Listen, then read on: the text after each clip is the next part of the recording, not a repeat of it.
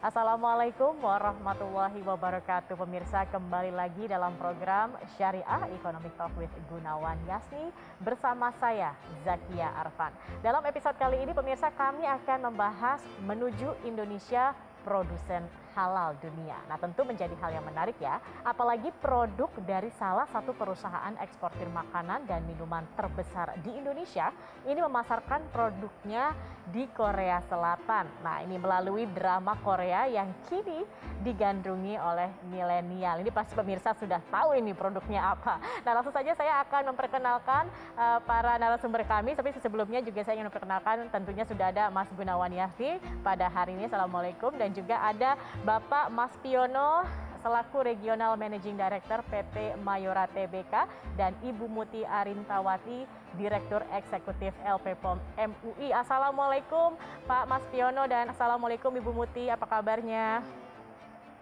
Waalaikumsalam warahmatullahi. Alhamdulillah kabar baik Mbak Zakia, Mas Gunawan. Alhamdulillah, mudah-mudahan sehat-sehat ini ya Pak Mas Piono dan Ibu Muti di tengah kondisi pandemi seperti sekarang ini. Dan hari ini kita membahas Mas Gunawan terkait dengan menjadi atau menuju Indonesia produsen halal dunia. Ini salah satu produk atau perusahaan Indonesia yang sudah banyak mengekspor makanan dan minuman, bahkan ini sudah juga tampil begitu di drama Korea yang digandrungi dan sempat membuat netizen Indonesia heboh ini.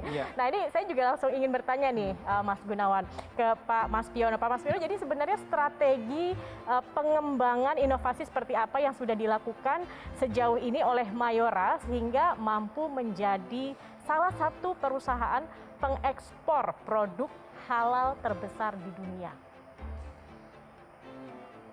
Ya, terima kasih.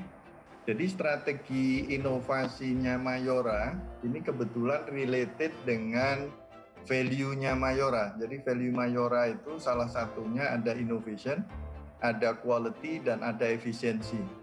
Nah, jadi strategi inovasinya memang selain menghasilkan produk dengan yang quality-nya bagus, juga harus efisien. Jadi produknya harus affordable.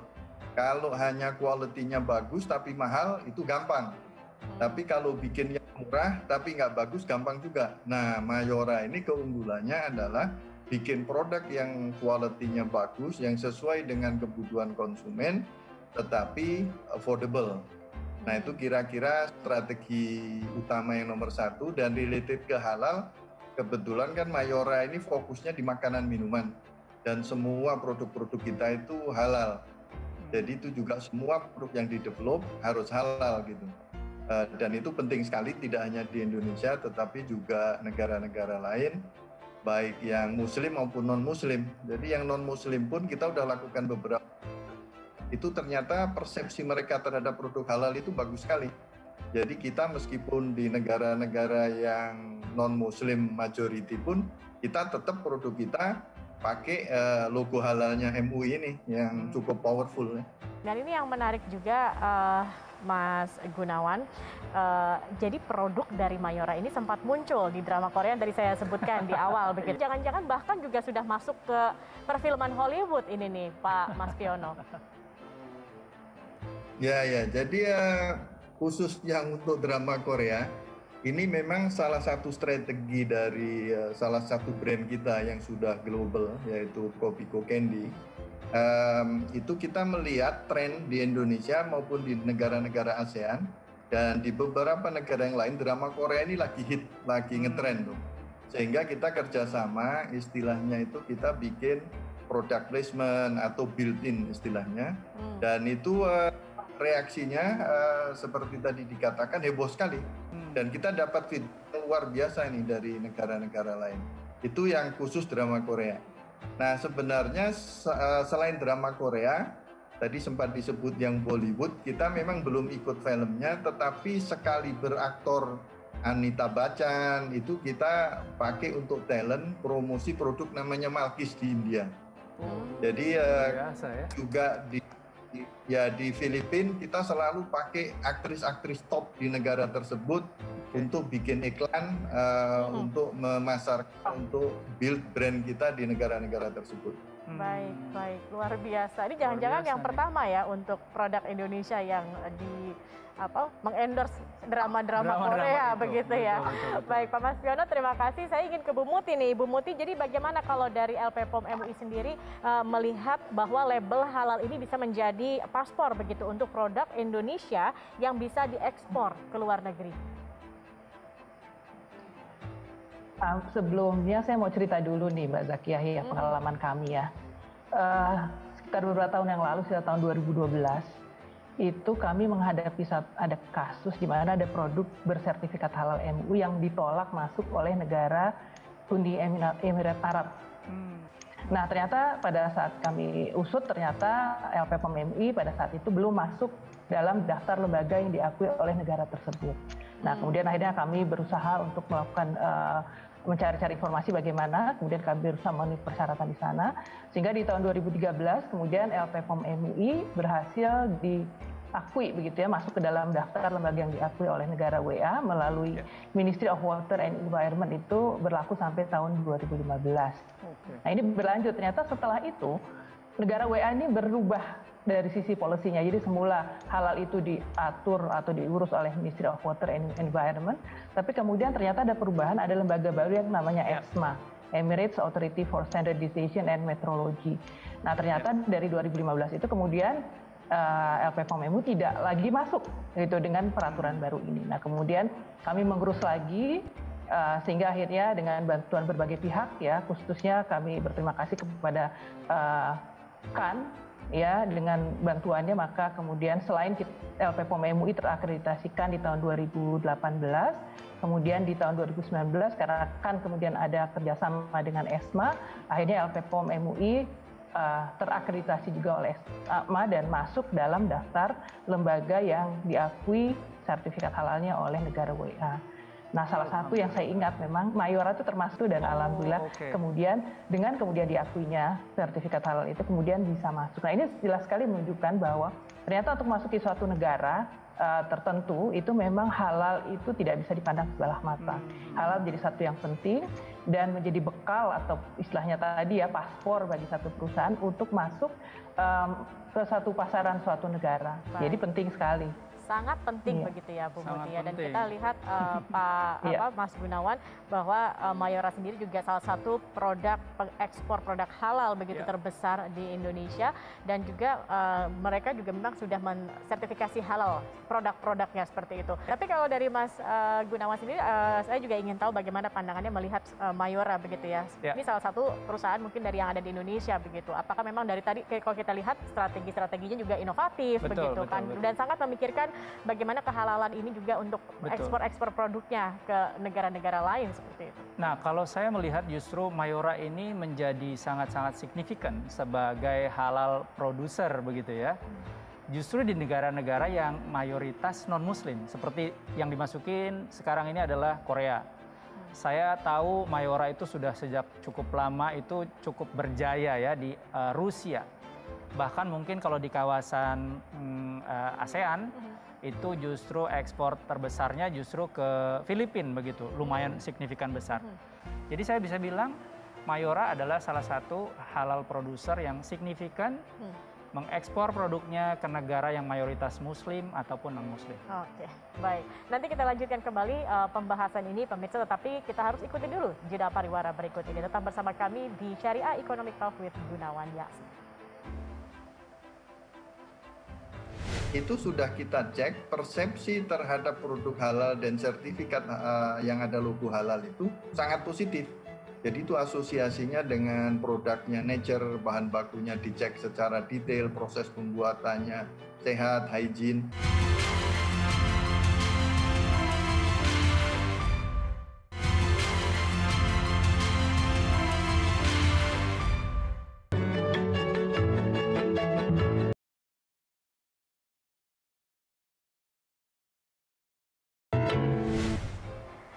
Masih bersama kami di Syariah Economic Talk with Gunawan Yasni dan kita lanjutkan kembali perbincangan kita.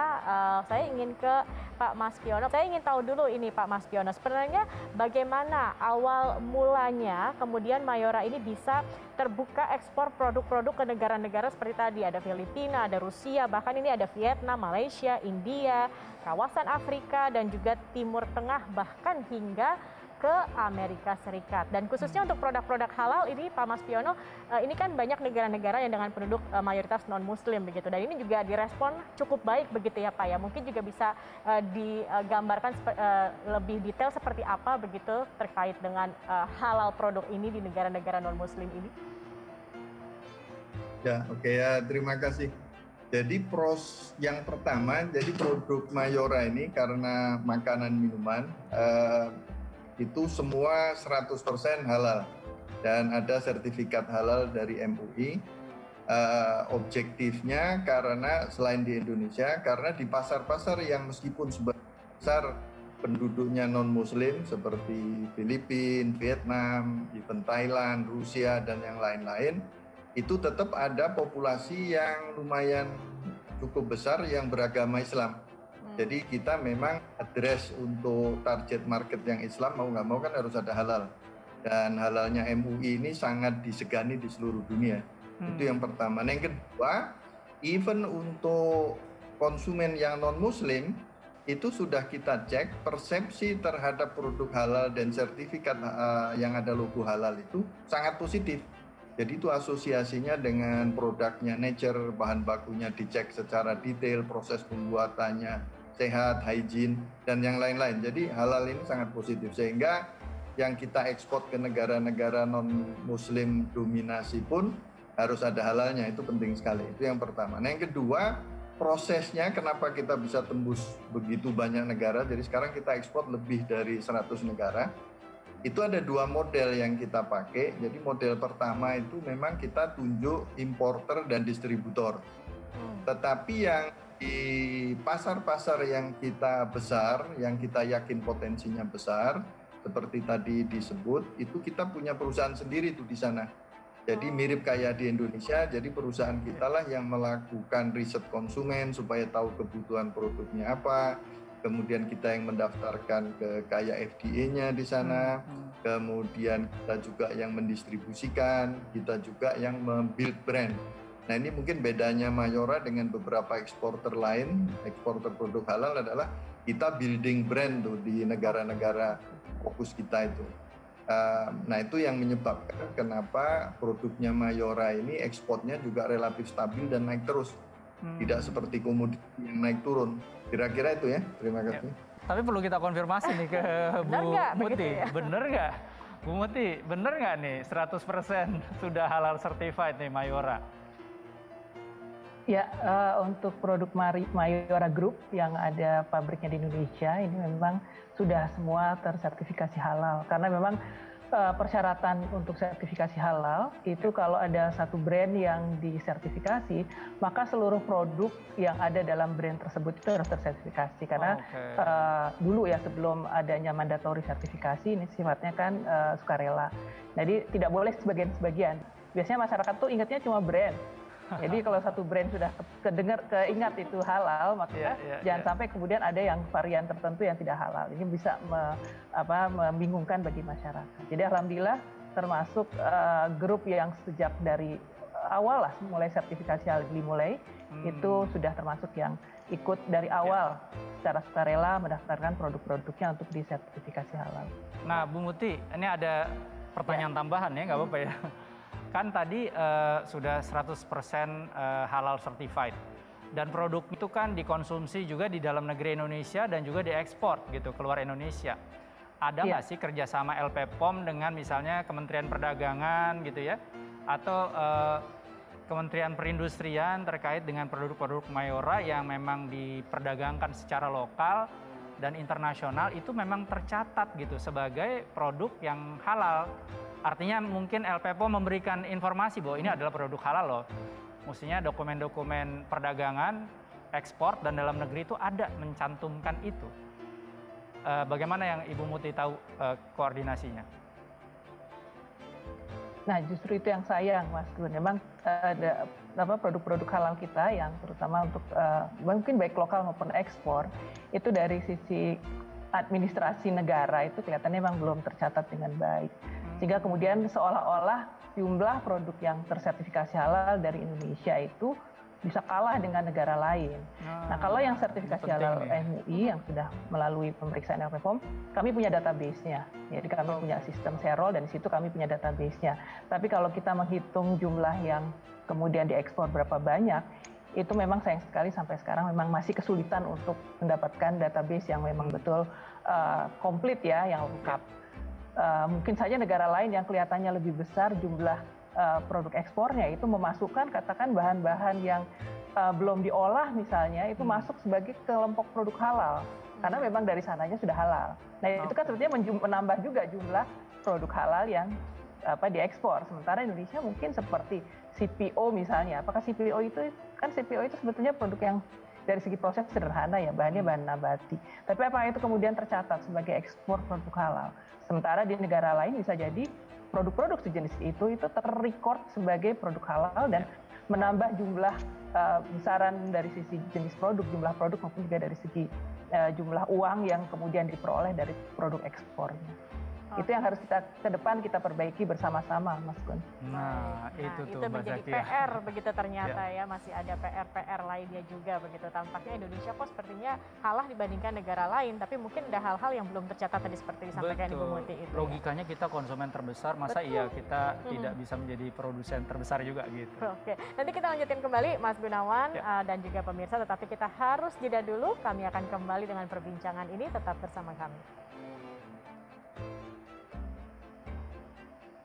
Saya yakin dengan kerjasama yang sangat baik dari seluruh stakeholders yang terlibat dalam industri halal ini, insya Allah ke depan kita akan bisa mencapai target menjadi produsen halal terbesar dunia.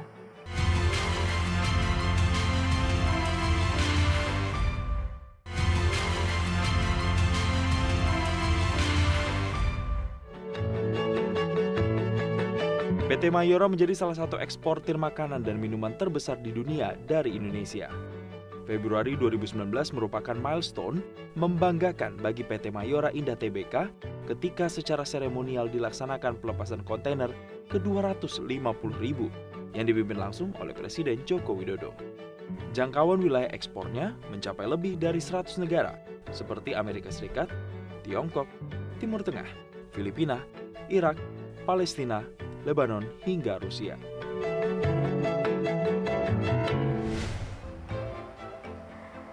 Terima kasih Anda masih bersama kami di Syariah Economic Talk with Gunawan Yasni. Masih kita dalam episode menuju Indonesia produsen halal dunia. Kita langsung berbincang kembali Pak Mas Piono. Ini mungkin Anda bisa jelaskan begitu ya. Apa maksud dari brand purpose itu harus goodness and happiness? Dan kemudian juga apa sih yang benarnya membuat produk dari Mayora ini sendiri dapat bersaing hingga ke mancanegara? Ya, yang pertama jadi tagline-nya Mayora memang serve goodness sama happiness. Itu sebenarnya bentuk komitmen Mayora untuk membuat produk yang sesuai kebutuhan dan keinginan konsumen atau bisa memenuhi kepuasan konsumen. Nah, jadi kalau konsumennya happy atau konsumennya puas, maka diharapkan akan memberikan happiness dan juga goodness in term of feel good, tapi juga secara health. Itu makna dari tagline kita. Nah, pertanyaan kedua, kenapa kok Mayora bisa menjadi market leader dan cukup besar di banyak negara di luar Indonesia? Karena kita kan penjualannya hampir 50% dari omset kita dari luar negeri. Jadi jarang nih perusahaan yang omsetnya 50%-nya dari luar negeri, kan rata-rata kan banyak jago kandang katanya. Nah, itu ada beberapa faktor menurut saya. Yang pertama, paling penting memang produk. Jadi tadi produk inovasinya itu memang sesuai kebutuhan konsumen, high quality dan affordable cost. Itu yang pertama. Nah, yang kedua, Mayora juga sangat teliti untuk menetapkan harga itu. Jadi karena produk kita itu produk mass, jadi harganya harus pas. Kalau kita sebut di consumer good itu ada yang disebut magic price. Dan di setiap negara magic price-nya ini beda-beda. Nah, itu yang harus sesuaikan. Yang kedua itu harga. Nah, yang ketiga distribusi. Kita punya sistem distribusi yang menurut saya luar biasa. Jadi sama dengan di Indonesia, itu yang sukses di Indonesia, kita copy di negara-negara lain. Saya kira jaringan distribusi kita di luar negeri luar biasa. Dan yang keempat, ini juga yang jarang perusahaan lain lakukan adalah kita invest cukup masif di brand, di merek-merek kita. Yang tadi di awal kita sebut, jadi kita pakai top selebriti dunia atau at least top selebriti di negara tersebut. Apakah di Filipina, apa di Cina, apa di Vietnam, apa di Thailand, apa di India. Jadi kita pakai yang top selebriti di sana. Mirip kayak di Indonesia, kita juga pakai top selebriti. Jadi itu kira-kira faktor kenapa kita bisa unggul atau menang dibandingkan kompetitor di luar negeri. Luar biasa ya konsep dan implementasinya ya, sudah Mayora dipikirkan ya. secara matang begitu ya Mas, Betul. bagaimana untuk mengembangkan produk ini di mancanegara untuk bisa bersaing juga begitu. Betul Mbak Zakia. Nah, saya ingin ke Bu Muti nih. Bu Muti, bicara potensi dan kenyataan ya. Kenapa Indonesia ini kan luar biasa sebenarnya sebagai produsen halal begitu. Tapi kita bicara seperti daging potong saja gitu, kok kita bisa kalah gitu ya dari negara yang mayoritas non-muslim seperti Brazil. Nah, ini bagaimana Bu Muti sebagai Direktur Eksekutif LPPOM menanggapi hal ini nih? Ya, kalau kita bandingkan dengan Brazil, memang tentunya untuk Indonesia kita belum bisa ngejar karena memang jumlah produksi untuk daging dan unggas Brazil itu sangat tinggi, sementara Indonesia kita masih rendah dan bahkan untuk keperluan lokal saja tidak cukup. Nah, ini yang kalau kita bicara soal daging, makanya Indonesia sendiri belum cukup untuk kebutuhan lokal saja. Oleh karena itu, kita menjadi perlu untuk beli dari negara lain.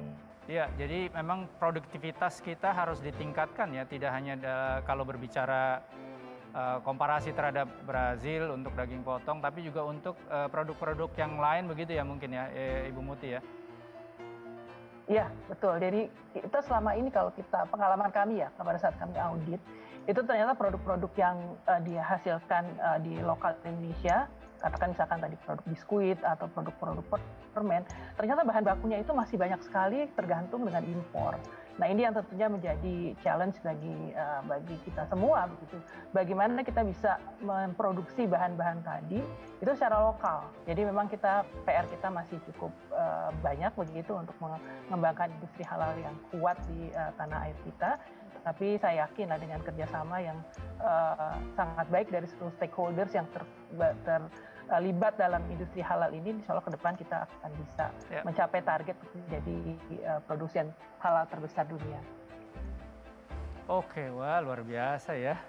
Jadi kalau kita lihat mungkin dalam beberapa hal, produktivitas Indonesia sebagai halal produser memang masih harus ditingkatkan.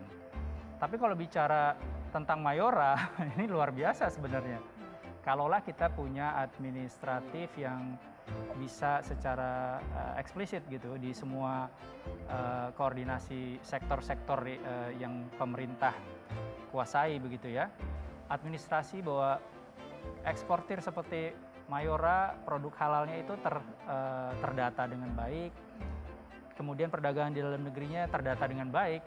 Bisa jadi Mayora adalah sudah menjadi produsen halal terbesar mungkin di Indonesia. Tapi itu yang memerlukan adanya koordinasi yang lebih lanjut gitu dari semua stakeholders gitu ya, yang terkait dengan sertifikasi produk halal di Indonesia. Baik, semoga kedepannya yang tadi menjadi PR juga terkait untuk menjadi produsen hal ini dapat dipenuhi begitu oleh pemerintah dan stakeholder.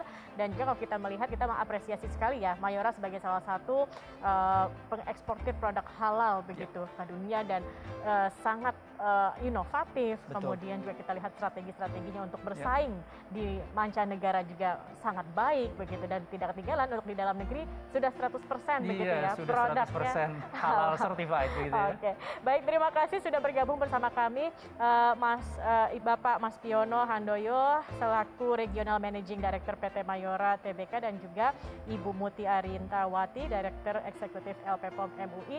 Terima kasih sudah bergabung bersama kami dan pemirsa, kami masih akan kembali sesaat lagi, jangan kemana-mana karena ada wawancara khusus Mas Gunawan Yasni dengan Wakil Menteri Agama Zainud Tauhid Saadi. Apa saja yang harus dilakukan menuju Indonesia produsen halal dunia. Nah, jangan kemana-mana, tetap bersama kami di Syariah Economic Talk with Gunawan Yasni.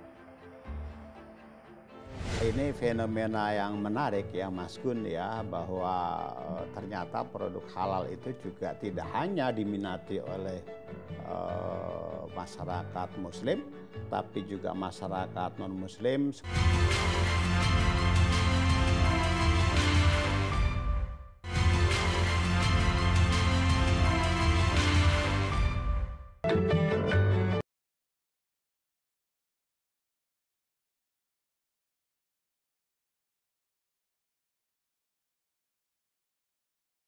Assalamualaikum warahmatullahi wabarakatuh. Pada episode kali ini kita akan membahas mengenai sertifikasi halal. Bagaimana hal ini jika dilihat dari kacamata pemangku kebijakan? Sudah hadir bersama kita Wakil Menteri Agama Republik Indonesia Bapak Zainud Tauhid Saadi. Assalamualaikum warahmatullahi wabarakatuh Bapak. Waalaikumsalam warahmatullahi wabarakatuh. Terima sehat, kasih. tetap sehat ya Pak ya? Alhamdulillah sehat. Pak, ini kita mau bicara tentang sertifikasi halal. Kita nih ada satu kendala nih Pak Zainud Tauhid.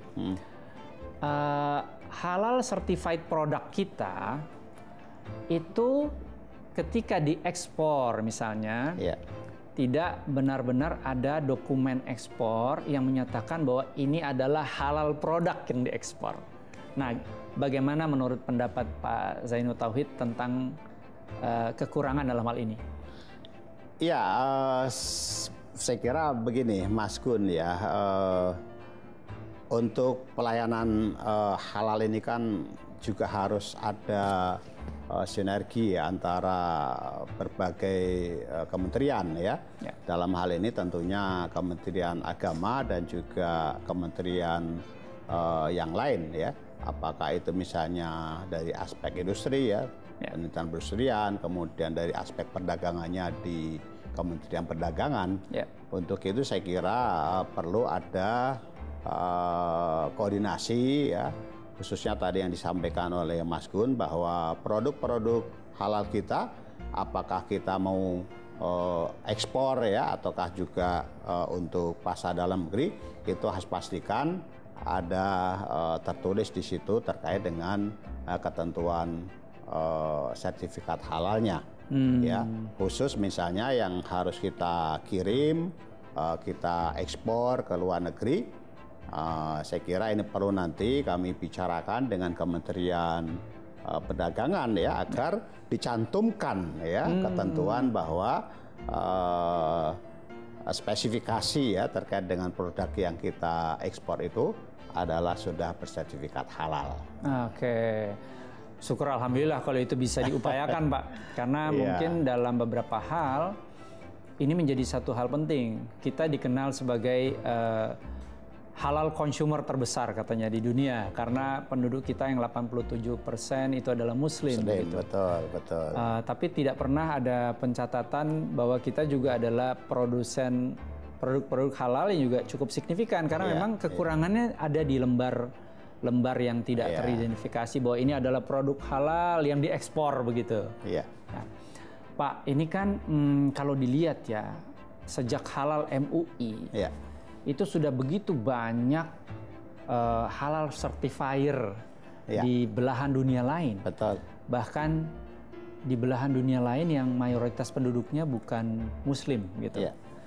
Menurut Pak Zainud Tauhid ini fenomena apa Pak?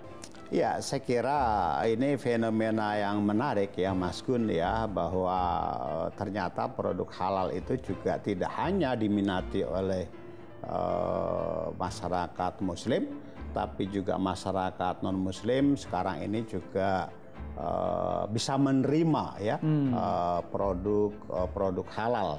Saya kira ini menjadi satu tantangan ya bagi masyarakat Indonesia atau produsen-produsen halal di Indonesia agar ini menjadi pangsa pasar yang menarik karena apa tahun 2017 itu pasar halal itu mencapai angka 2,1 triliun US dollar ya. Wah, triliun US dollar. Iya. Dan diperkirakan tahun 2024 itu bisa mencapai 3 triliun US dollar ya. Saya kira ini sebuah pasar yang cukup menjanjikan.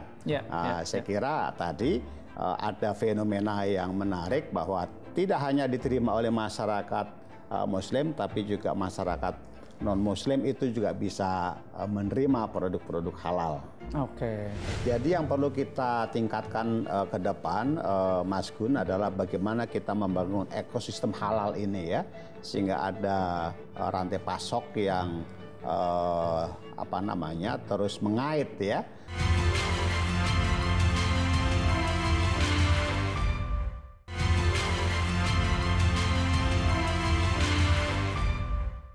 Kesadaran masyarakat akan pentingnya produk halal sangat tinggi.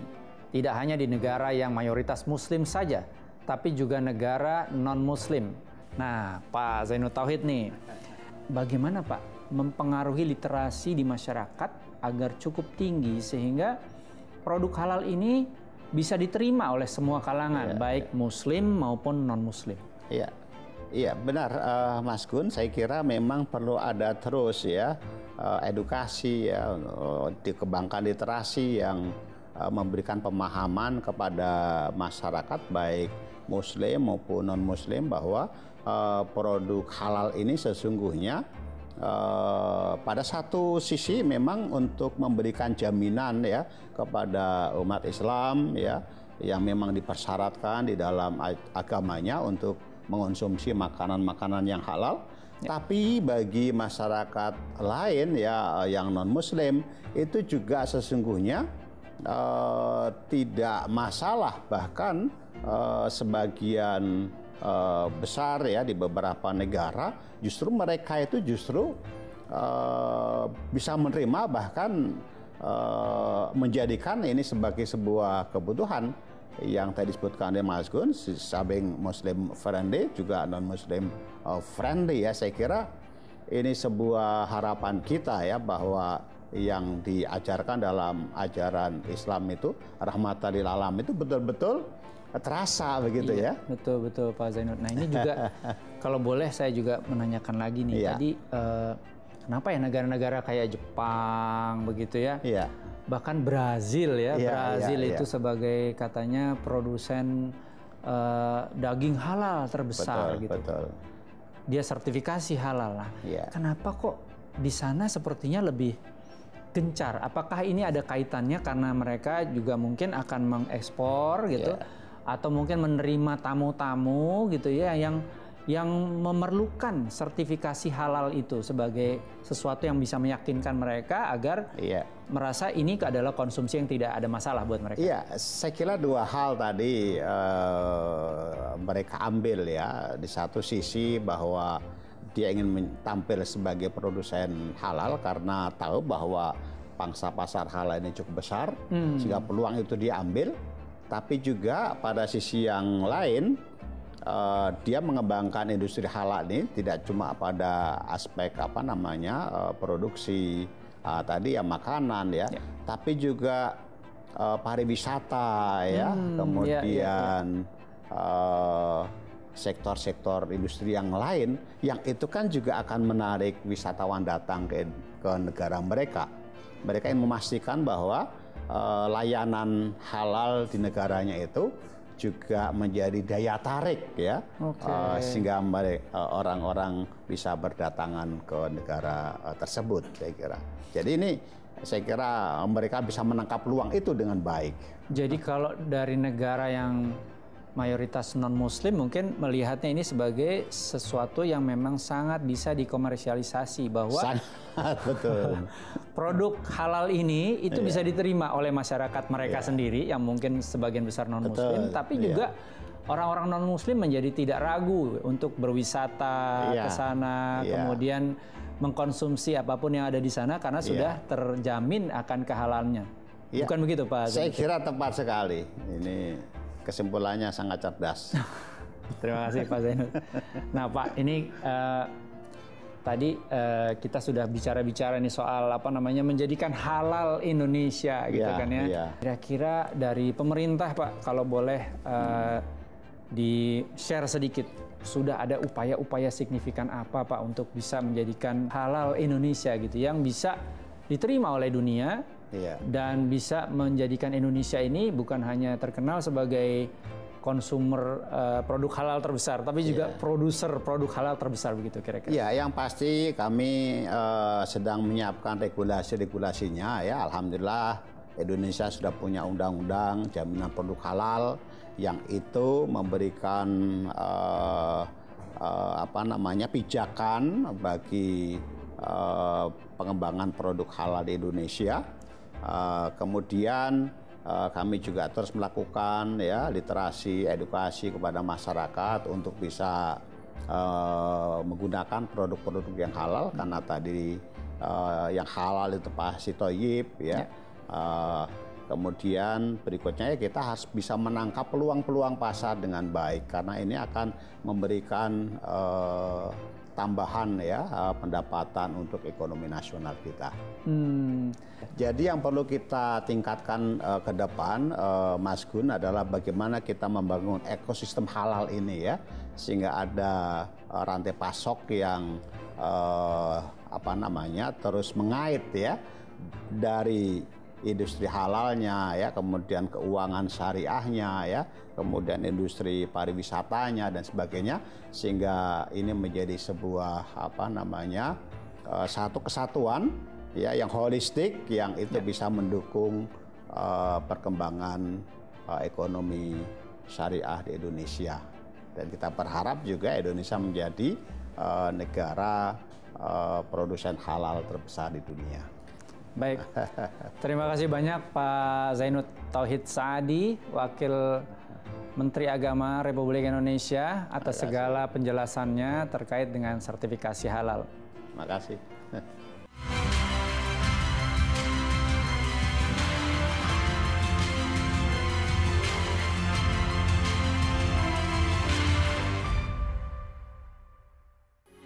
Metro TV